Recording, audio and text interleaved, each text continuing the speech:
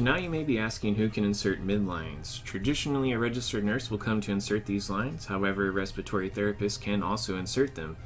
Doctors, physician assistants, and nurse practitioners do not usually learn to insert this line, and unfortunately, only registered nurses are inserting these lines at our facility currently. So let's now discuss where the midline is inserted.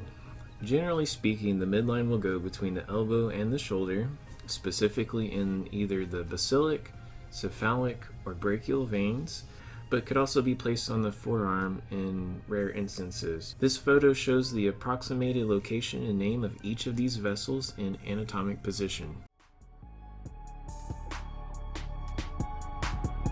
Thank you for watching. If you enjoyed this content, consider liking the video. Leave us feedback in the form of a comment if you have any questions, concerns, complaints, or compliments. If you want to see more content like this, consider subscribing to see more footage like this. Till next time, stay safe.